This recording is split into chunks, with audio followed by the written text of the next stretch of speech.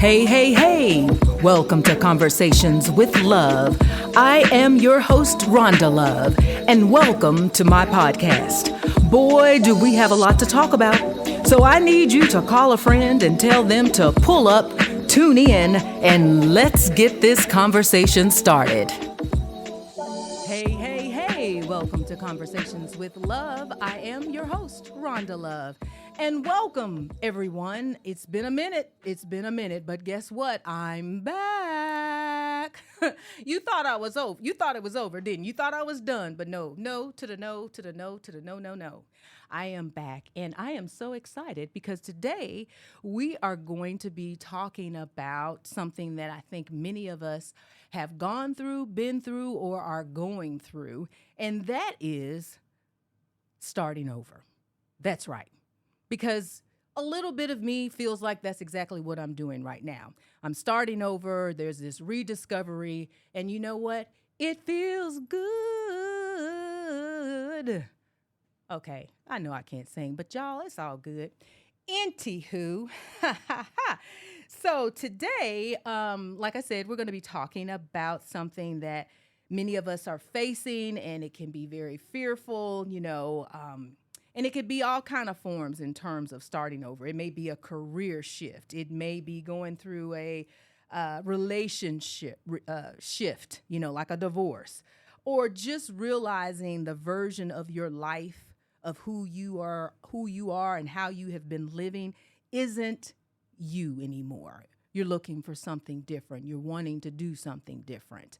And I'm just excited today because we have a guest who I would say kind of represents some of those things in terms of she's done a lot, she's gone through a lot, she's starting to rediscover herself. And so I'm really excited about it. And I'm also very appreciative of her being willing to talk to myself. So without further ado, let's kind of go into who we got here today, all right? And let me tell you something. Her name, I'm going to give her props. She is Dr. Okay. Yes, it did. She is Dr. Sherelle Roberts. And let me tell you something about this young lady. Okay, I've got her bio in front of me, and I mean, I could go on and on and on. So I'm just going to give you all a little few touch points, and then we're going to let her give her, voice to who she is. How about that?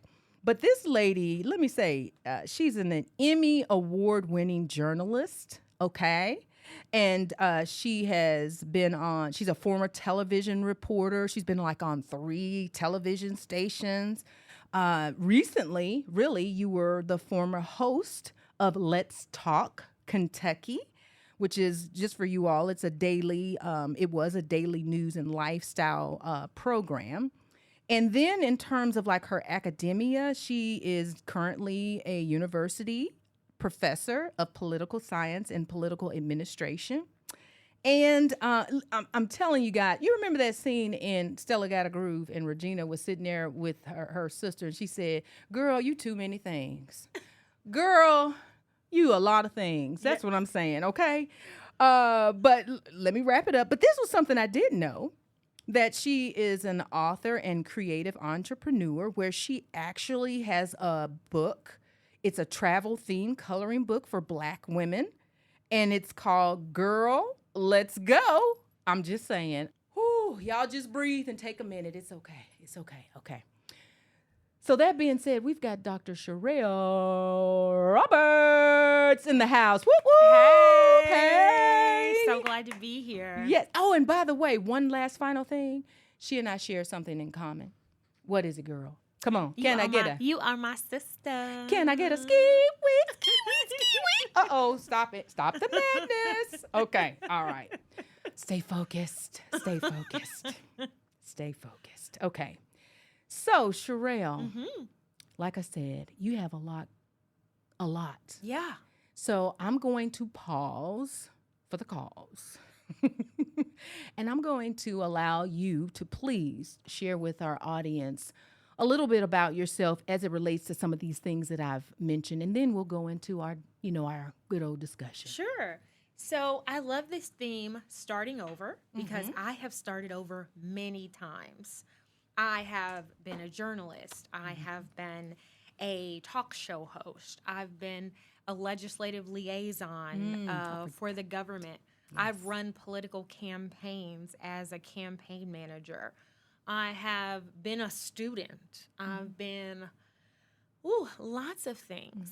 And you know how people say, especially to women, you cannot have it all? I disagree. I think you can have it all, just not all at once. And so I have been blessed beyond measure to do every single thing that I have wanted to do so far. And everything else that God has put in my heart to do, I'm going to strive to do it. Because I don't believe that you ever have to just be one thing. And there's none of us is actually just one thing. But I think the way our society is set up, that we get pushed into or boxed into just being one thing when we have so much more to offer. And so starting over really has been my story. And I didn't think that was going to be the case. I thought, I'll be a television reporter. I'll retire when I'm 45 and I'll go be a lobbyist in Washington, D.C. and that'll be my whole life. Plans. I love how plans go, right? And the Lord said, let's remix that a little bit. So, gosh, but just willing to start over, willing to shift, willing to do things differently has been such a wonderful blessing for me. And that's funny because I think sometimes in the shift and the rediscovery, it definitely can be God's way of showing us that he has something greater and better for us. Yes. Because we may think that this is the road and this is the direction that we wanted to take, or this is the road and the direction that we should take. And then he puts us on an alternative route and says, no, baby girl, I want you to go this way. Yeah. And you may have to go through some curvy roads, but we're going to eventually get you there. Yes. Right? And so it's funny because even I remember someone asking me when I started the podcast, well, what are you going to talk about? And I'm like, well, because this is a thing I think we also have in common of just not being in this box. Yeah. I didn't want to just be a podcast or have the podcast and we're just talking about fashion. And I love fashion. Yeah, because you look amazing right now. Yes. Okay, she being sweet. Stay focused, girl. But anywho, but I just didn't want it to be about that, right? So to your point, I think it's actually, maybe it's our personality. Yeah. I think sometimes it could be a person's personality too, because some people want to just stay in this, but then they still may start over, but they're still going to kind of maybe still be in the same boat. I don't know. You agree or disagree? So I'm a political scientist, so I'm going to get into some political theory. But, okay. There's a political and economic theory that talks about capitalism as a system that separates us from our true selves. So if you have to work 9 to 5 to pay your bills, you get home, you eat dinner, you maybe have time to talk to your family for 2 hours. Right. You maybe watch a TV show for an hour, you go to sleep, and you do it all over again. And when you're on that 40-hour-a-week cycle, don't even count the kids' activities or your volunteer stuff or all of these things that we feel that we have to do to be quote-unquote productive members of society. And let's be clear, pay your bills. And I don't know anybody that only has one job. Hello? That part. Hello? So now you're working 2 jobs. And, this theory says that when your life is driven by having to pay the bills, then you never have time to develop a true sense of who you are on the inside. Because if you're really an artist, but you have to work 9 to 5 in a factory, and then you have to do another couple of hours at the gas station or the movie theater or wherever just to make ends meet, when do you ever have time to be an artist? And so I think the way that we live and the way that we have structured our society separates us from our ability to look into our other interests and to discover who we are. Yeah, I totally agree. And it's somewhere I heard just recently, and I'm probably going to mess this up, but it was saying basically most of us are working to build someone else's dream, and we're not working on building ours. My goodness. Hello. That's the truth. It really is. That's the truth. It really, really is. And so I think as we go through this thing of, starting over, the starting over may be too that, okay, yes, I know I'm going to have this 9 to 5 job, but what can I do on the side? Yes. Right? Right. So that I can get to that point where I'm doing what I want to do. I am rediscovering who I am. Yes. Right? Yes. And I know, like, for myself, this right here, like on this mic, I am rediscovering how much I enjoy it. Yeah. Because I did this when I was in college and even out of college, a little bit here in Kentucky, working at the radio station on the gospel station way back when. Wait a minute, come on. Don't even ask me what station it is. I can't remember. Come and on. all of my family who knows me, they know I don't have a great memory, but I did. That's cool. Yes. Really cool. And so when I'm on this mic, I can't even describe or explain to you the excitement I feel, right? Yeah. So, but to your point, that's good. So let's kind of go in. We're getting this thing going, and I do mean, have a this is what we question. do. Yeah, This is sure. what we do, right? So I'm just curious. Was there ever any time or moment, event that made you realize that you needed to change? Whew, every day. Every day. So I am a person, I love a goal. I'm a very goal-driven person. Okay. And so I'm never settled. And when I say that, I mean, I take the time to be grateful for where I am. I take the time to be grateful for where God has brought me. But I'm always saying, okay, well, what do we need to do next? And so there's never a time where I'm not thinking about what's next. I mean, I've got a 20-year plan right now. I'm working on it. Are you serious? I do have a 20-year plan. And in that 20-year plan are several more reinventions, or I would say several more discoveries about myself. But then also when it comes to, obviously my faith is very important to me. And I believe that every day I should be seeking to, my behavior should seek to be transformed by the renewing of my mind, right?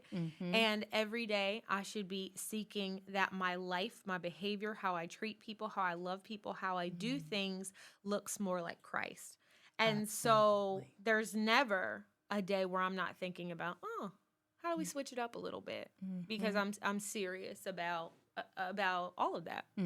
You know what? That's funny because I'll just kind of be a little transparent on something because I'm going through this thing where I'm struggling with something as it relates to doing something within my church. Yeah. I'll just say that. Yeah. And I had started it, and now I'm looking to restart it. Yes. All right. But the struggle was real because, one, I didn't feel like I was worthy enough to do it. Yes. And then you look on the outside and you see others who are like, and you're just thinking, oh my gosh, they're just so smart. They know. And I'm just going to say, let's say, for instance, they just know the Bible, they all of that. But in that, I'm starting to get even more comfortable because it's almost like God is he just keeps tapping at me. Yes. And he's saying, look here, girl, I done told you I got you. Yes. Look here, I done told, and y'all hear that thumping, that's me. But I've told you that I have you. All I need you to do is one thing. Trust me. Yes. Yes. Right? So to your point, I'm just gonna stop. But I do have another question for you. Yeah, I just want to speak to that really quickly. Though, yeah, please. We don't want to miss this. This is a moment. Yes, go for it. When we are working and serving the Lord, it has absolutely nothing to do with us. Right? It has absolutely nothing to do with us. Yes. We just have to be willing to be his hands, his voice, his legs, his eyes in the earth. And in the moment, he'll give you what to say. He'll give you how to do it. He will show you how to use who you are to accomplish the task that he has for you. Because guess what? If he wanted somebody else to do it, he would have chosen somebody else. But he wanted you to do it just like you do it, right? just That like you part. do it. That part. Right? You're That's right. why he chose you. Yes. Because he wants you to do it how only you can do it. Exactly. And you know that is so funny because I will just say my pastor basically said the same thing to me. Come on, confirmation. And that step back. Hey, step back. Come on. Step back. Step back. Come on. Step back and step to the side and let God do the rest. Hello. Hello. Amen. Oh, but that is very true. Yeah. That is very true. So good stuff. So, but I do want to go back to something you said. Sure. Let's do it. You said 20-year plan. Yes. Girl, I'm like, okay, woo, that's wonderful. Yes. And I love that you're goal oriented. Yes. That's something that I'm definitely, working on is saying, okay, goals, Yes. right? But I'm setting these small goals, girl. No. So okay, no, but I love it. Yeah. So I'm just curious, within that 20-year plan, what would be the top 5? Oh, see, that's or not, 3? So that's We'll not make that's it. not how I do it. Oh, okay. This is not how she does it. She don't do it like that. Yeah. So I've been doing a 5 to 10 year plan since I was like 18. Okay. And so I would write my 10-year plan and I'd say, okay, this is what I want to do. And then I'd meet everything and I say, oh, I thought too small. And then, in my 20s, I said, let me do another 10-year plan. Oh, no, I did it in 3 years. I thought too small. So then I said, instead of me trying to figure out what I want to do with these little small thoughts, I need to think bigger. And so I have a wall in my office where I have all of the things that I could potentially do if money were not an object. If money were not an object, if I had no limitations on myself, and I write down everything that comes to me. And then I categorize these things by like who I am. So then I have this kind of this column that has attributes about me, and then I have it on Post-its. So then I put the Post-its under the column that meets me, and then as I'm led, I pull them off onto the to do now, to work on now. And for the ones that are still up there, they'll get done sometime in the next 20 years or before I die. But I'm constantly adding new things. And the problem is we do think too small. We think, what could I do realistically? And that realistically is like the worst word.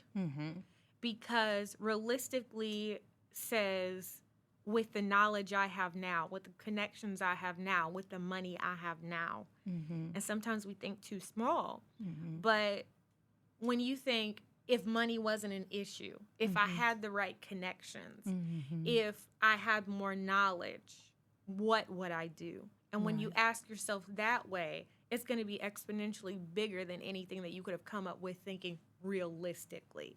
And so that's how I do my plan. And I figured, well, I keep beating the 10-year goals, so let's just go big. So by the time I'm 62, we'll convene again.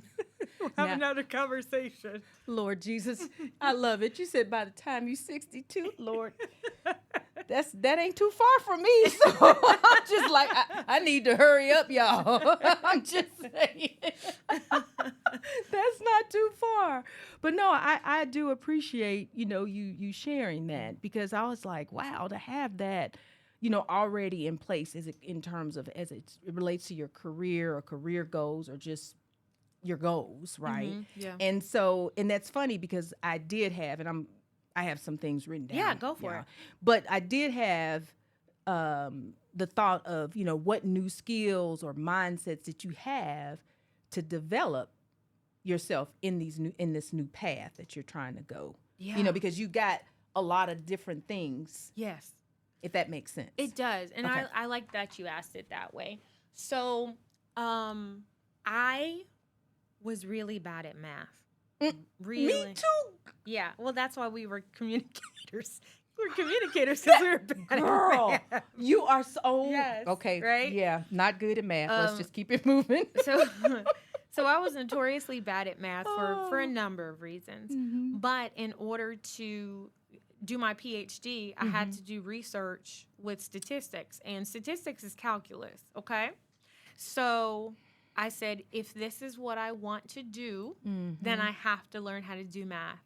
So every day on my lunch break, instead of leaving my desk, I would learn math. And I started at addition and subtraction. Not kidding. I started at addition and subtraction, and I worked my way up as far as I could go before I had to take the GRE, which is the qualifying exam for graduate school. And I did it. So I basically taught myself how to do, K through 12 math in 6 months during my lunch break. And that's what I do. If there is something that I need to do what I want to do, then I just go do it. Like, for example, it took me, was it 6 years? 2018 to 2024. Yeah. So it took me 6 years to get my PhD, which is a normal time. And the only reason I wanted to get my PhD is so I could teach. No, I think that's great. So I could teach. I said, I want to be a university professor. Okay, what do I have to do to get there? I have to get a PhD. Okay. So I did it. And you know what? I really admire you for that, because I think that if we all had that mindset, if it's something you really, really want to do, and here's the thing, when you love something, yes, you run to it. Yes. Okay. Yes. I remember one of my former pastors saying, when people come into church or not come into church, he said now, and he used the analogy of UK. He would always say, now you all will go out and sit in that, hot sun or the cold weather, and it's snowing and it's this and it's that. And if you're going to run to that game because you love UK. Right. Right. And you're not going to give me any excuses of I can't come. Right. Right. So my point is, I guess we can't give ourselves excuses of why we can't do something. So I appreciate you saying that, because I'm not a math person. And so sometimes I can't really say I've had the desire to go back and, let's say, get my master's per se. But a part of that, of not wanting to do it, is because I knew that, taking those courses, math courses or classes, was going to be a part of it. And I was like, I ain't trying to do that. Yeah, I mean, but it also has to be a strong desire for you. And I can't say at this point in my life, I really want to go back and get my MBA. Yeah. Do you see what I'm saying? That's the difference. Now, let's be clear now. Let's be clear. There were times where my colleagues and I, who were in my cohort, would just be doing math for 8 and 10 hours a day. Oh, my goodness. Not sleeping. Just, we would all gather, we would bring whatever snacks, whatever food we had to do, and we would just do math homework for like 8 to 10 hours until it was done. I was crying over my math homework and my math set. So it wasn't easy. And at that point, when I was like, oh, Lord, I don't think, it wasn't, I want to be a teacher that kept me running. It was like, I'm not going to fail because I don't quit. I don't quit. And that's what kept me going. That's what kept me going. And sometimes it's just got to be pure stubbornness, pure, like, you're not going to get me. Okay. And that's what it took. Now, that part I can appreciate, because there are some things that I think, I know myself and maybe other people out, our listeners, that they're in that same situation where they're saying, you're not going out. I'm not going to let you outdo me. Because when I'm not or not even out, it's not even about you. You know what I'm saying? And I'm not saying you or that thing or that person or whatever. It's just the fact that the determination. Yeah. To keep going until you finish to the end. Yeah. So now my trainer would probably say differently. He'd be like, Brian would probably say, Rhonda would be like, I'm not doing 5 more. No, I'm done. So some things I'm not motivated on. When it comes to them push-ups, no, thank you. No, thank you. No, thank you. Yeah. But no, thank you for sharing that. That's good stuff. Good stuff. Well, as we kind of shift, because like I said, you've got a lot going on, and you've had a lot going on, I should say, in your life. I do want to touch on one thing, because I think this is something that's going to be relatable to especially our females out there. And it's in relationship to relationship. Yeah. Okay. And so I know at one point in time you, of course, were married, and now you are divorced. Yeah.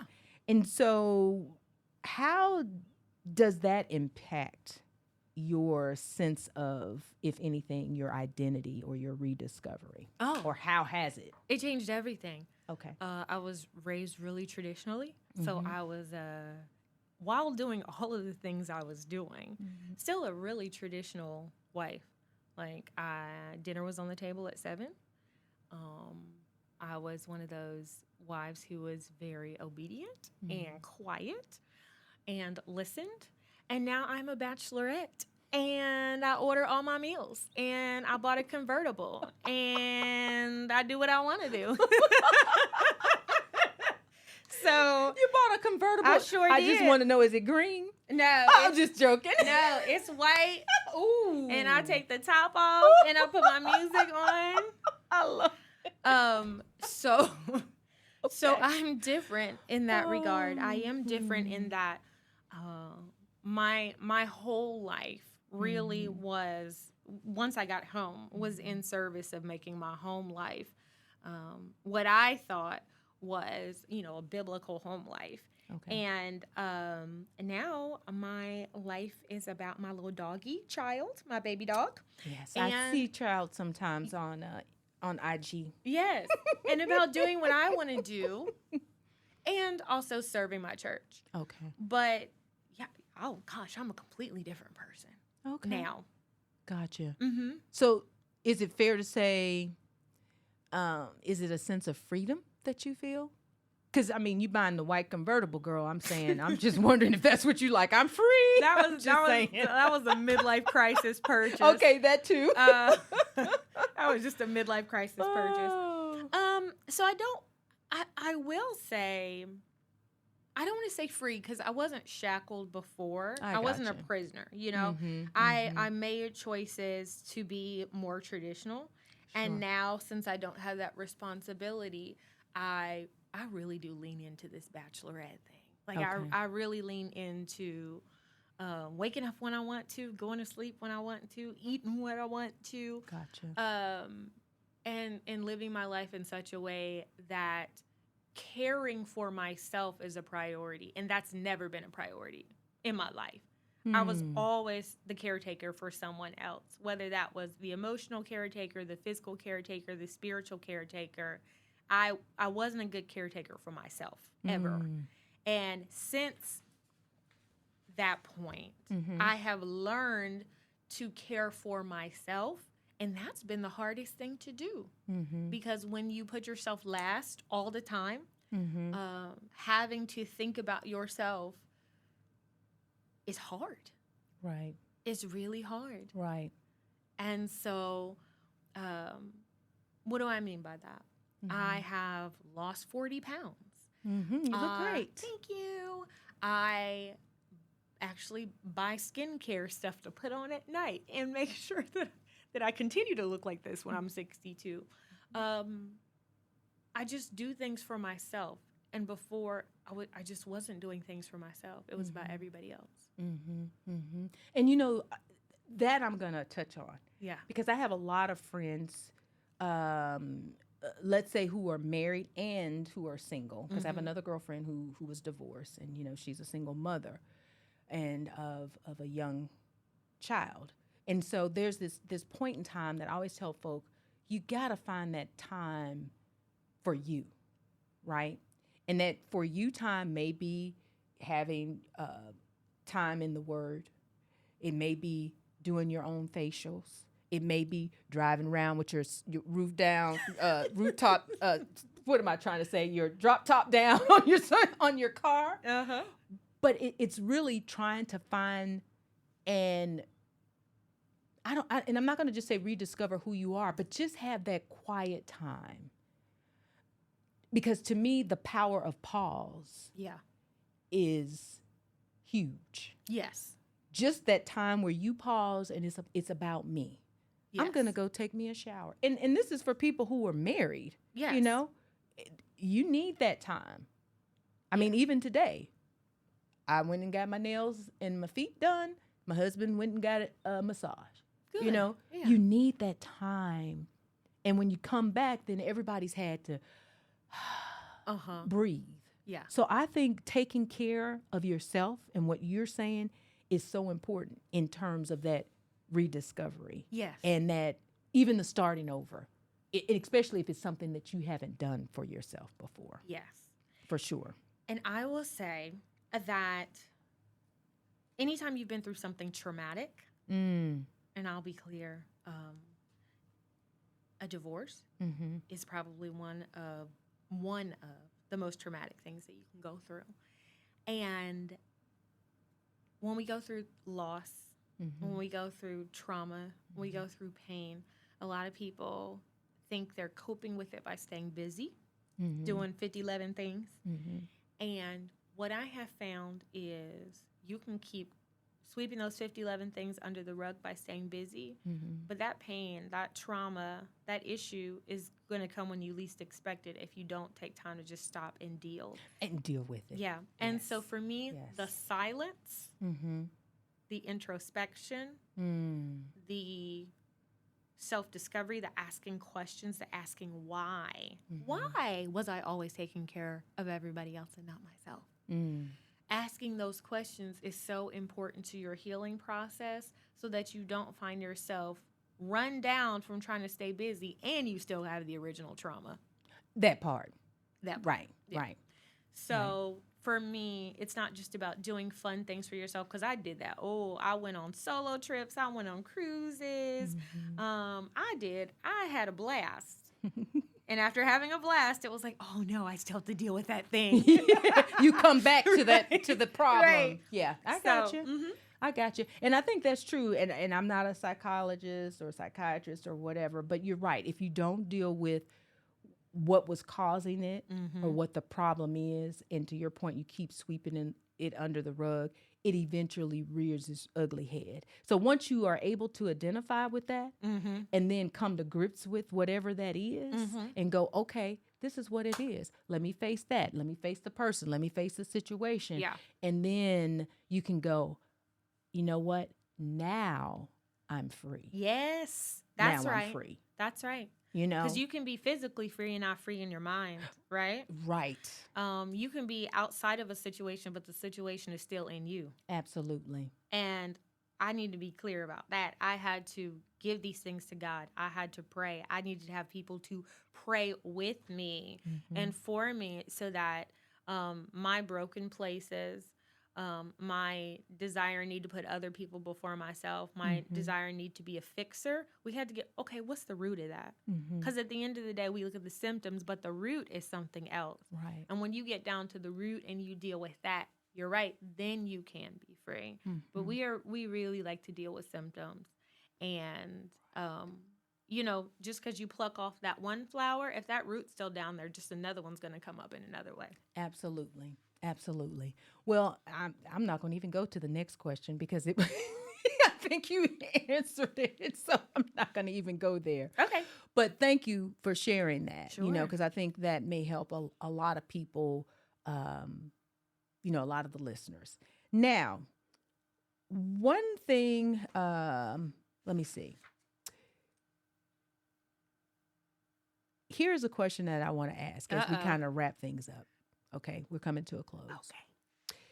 And I want to get your advice Okay. Yeah. on what would you give to someone, and this is simple, who is afraid of starting over.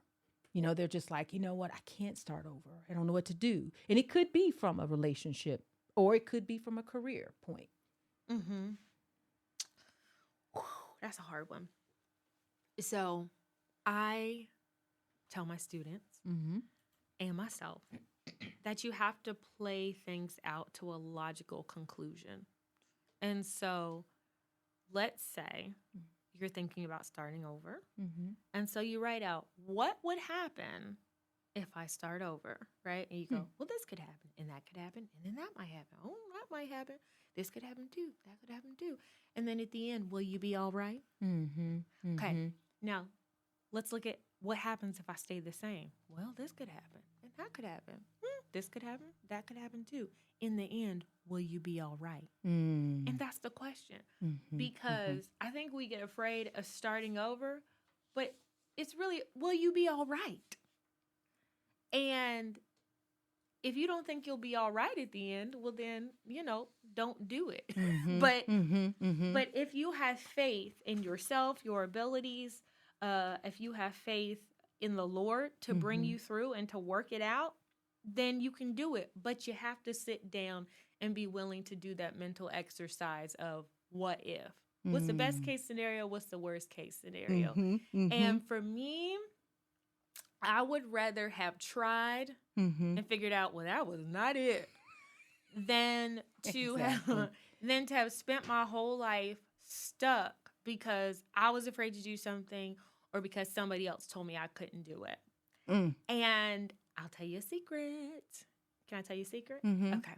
Do tell. So when I was younger, Mm-hmm. I wanted to be a forensic scientist. Okay. Wow. Which required what? Math. Math. Uh-huh. And so an adult in my life said to me, "Hey, you're not going to be that Mm-hmm. because you're not good at math." And I believed them. Mm-hmm. And so what I originally wanted to do, I didn't do because someone told me I couldn't. Mm-hmm. Mm-hmm. Now later, of course, I had to learn how to do math and I still end up being a scientist. So I think that that's so funny. But I love it. there was a 30-something year gap between when I was told you couldn't do it Mm-hmm. and when I told myself I could do it. Mm. And so often people will tell you you can't do things, and it's not about you, it's about what they're afraid of. Mm-hmm. Mm-hmm. I love it. I love it. Yeah. That's good stuff right there. Well, Sherelle, I just want to say, or Dr. Roberts, excuse me. I ain't trying to get put out the chair. Okay. I recognize. Okay. I recognize. But no, thank you so much for today. And I truly feel that people will be blessed. I know I was blessed by the conversation, and hopefully others will be as well. And we'll have to have you back for something, I'm sure. Okay. Yeah. Yeah. If we need a math tutorial, Girl, no. count on me. All I can tell you, I'm going to tell y'all this one quick story. When I was in high school, and my husband and I were actually, we knew each other in high school, and I was in geometry. And I may have shared this before, but I'm just going to say it again. Every time I would get my geometry test, Miss Little, I'll never forget my geometry teacher's name, had glasses, white, kind of gray hair. That's just how vividly I remember it. Yes. But every time I would get my test back, it was almost like the room went quiet because they knew Rhonda was going to, either get upset, and I would just get my test and I'd just go, oh. It's real. And I would try, at least in my mind, I would try so hard. Yeah. So, yeah, for people who are great at math, good for you. God bless you. God bless you. Yeah. That's all I'm going to say is God bless you.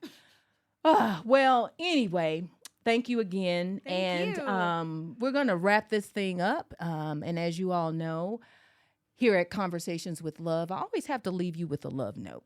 And I'm going to be honest with you. It's been very conflicting. I have a lot of little things on here. So I may read one or two things, but I thought this one thing in terms of a love note, and it's saying it says starting over isn't a setback. It's a second chance to do it with your eyes open and your heart leading the way. I thought, I like that. That's pretty good. I like that. And then the last one that I wanted to share is that don't be afraid to start over. This time, you're not starting from scratch. You're starting from experience. And that's from an unknown author or person. And I really like that because sometimes, especially for us older folks, it's not about we're really starting from the beginning. It is coming from, okay, I know I did that wrong. I know I did that wrong. So now I know what to do. So take that on, my friends, and keep it moving and make things happen. All right. Until next time, I'll see you. It's Conversations with Love. Peace.